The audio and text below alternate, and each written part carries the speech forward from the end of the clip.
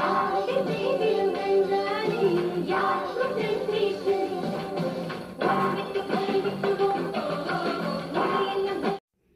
Good மார்னிங்க. இன்றைக்கி டே ரொம்ப ரிலாக்ஸ்டாக எஃப்எம்மோடு ஸ்டார்ட் ஆகிருக்கு.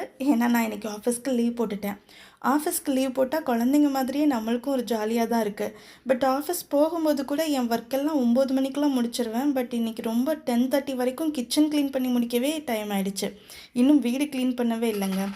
அதுக்குள்ளே வீடியோ எடிட் பண்ணிடலான்னு வந்துட்டேன். மார்னிங் வந்துட்டு சொரக்காய் ஜூஸ் ப்ரிப்பேர் பண்ணியிருந்தோங்க.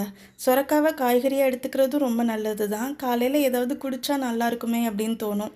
அதனால ஏதாவது ஒரு ஜூஸ் மாற்றி மாற்றி நாங்கள் போட்டுக்கிருவோம். பையனுக்கும் அதெல்லாம் கொடுப்போம், ஒன்றும் சொல்ல மாட்டான், குடிச்சுக்கிருவான். பையனுக்கு இன்றைக்கி ஸ்கூலில் நவராத்திரி ஸ்பெஷல் அப்படின்றதுனால கலர் ட்ரெஸ்ஸில் தான் வர சொல்லியிருந்தாங்க. ஸோ அவனுமே ஜாலியாக தான் கிளம்பிட்டு இருந்தான். இன்றைக்கி லன்ச் மெனு என்னென்னா, ஃப்ரைடே தானே, அஸ் யூஷுவல் சாம்பார். வாரத்துக்கு ஒரு நாள் கண்டிப்பாக சாம்பார் வைக்கணும், அது ஃப்ரைடே தான். இன்றைக்கி ஹஸ்பண்டுக்கும் பையனுக்கும் மட்டும்தான் லஞ்ச் பாக்ஸ் பேக் பண்ணியிருந்தேன், எனக்கு கிடையாது.